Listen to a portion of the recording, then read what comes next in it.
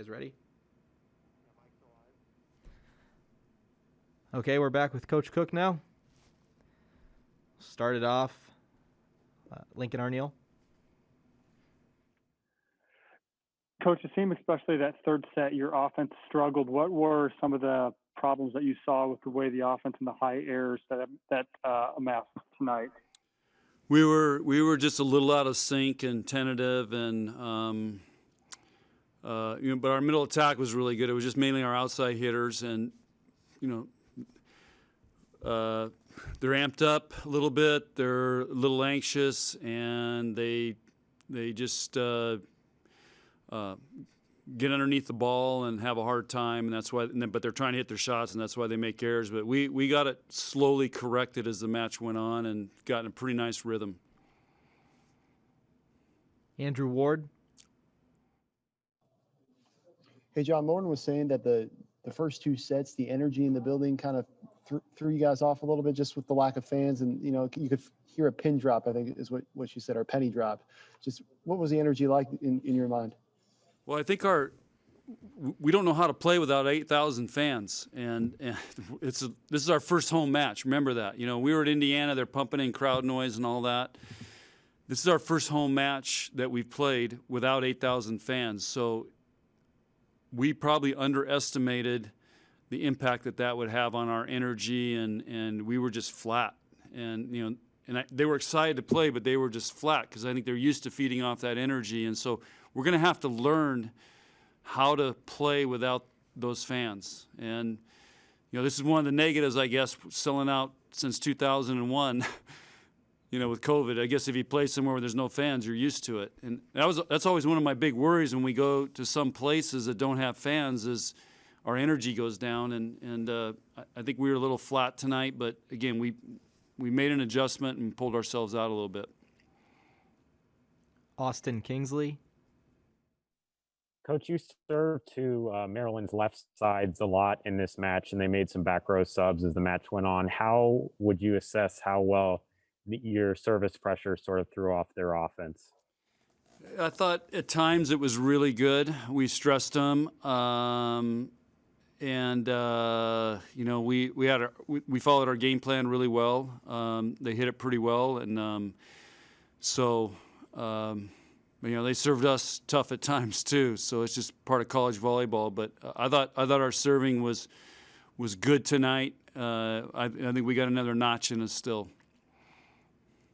Brent Wagner. Yeah, with Lauren hitting 850, how much of that is a product of some of the things you're trying to change with your offense, and how much is that just Lauren being a great player? It's a combination of Nicklin being able to find her in a lot of situations. So that's the first thing.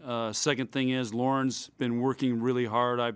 I've seen Lauren this past year, and I think you guys have seen it in her interviews. She loves this team. She's a captain.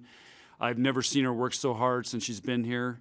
And I think Tyler has helped Nicklin to be comfortable getting her the ball. And she's forcing her a little bit, but Lauren's also doing a really good job of managing the game when it's not there, of doing something smart. And again, her volleyball IQ and her work and watching video and studying great players, it paid off tonight. Lincoln Arneal.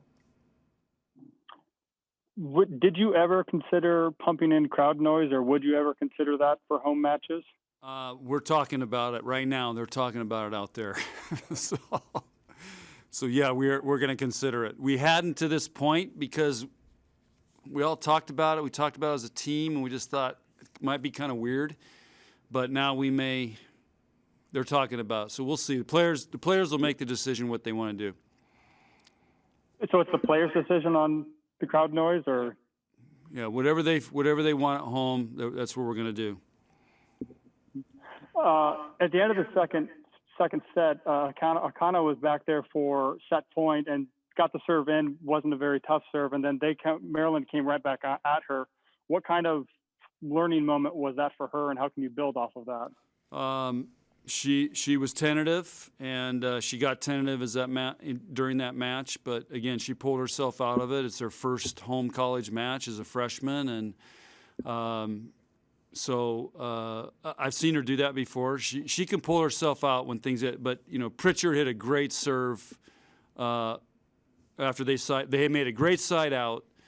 I probably now should have called a timeout right there because they were pumped up because that was a heck of a kill Pritchard had down the line on that side out, and then she crushed a serve that it was a really tough serve. But we still had a chance to come back and win that game, and just kind of didn't take it. We didn't take it. We were waiting for them to give it to us, and they didn't. Andrew Ward.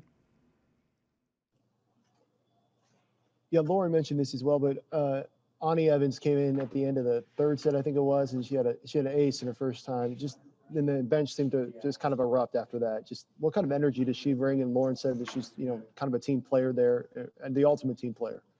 Well, she is. The team loves her. She is an ultimate team player, and we got to continue to look for more opportunities to let her get in there. But when she first got here, I would kid her that she had a Waverly JV high school serve, and she's worked really hard on it, and she gives us fits in practice. So I was not surprised. Maryland, I don't think, passed one of her serves, and we see that all the time, and I'm just happy she had the confidence to come in and the belief, and I think that's how much that team really, really cares about her and supports her, and she did a really good job. All right. Thank you, everybody. We'll be back tomorrow. Okay, thanks, guys.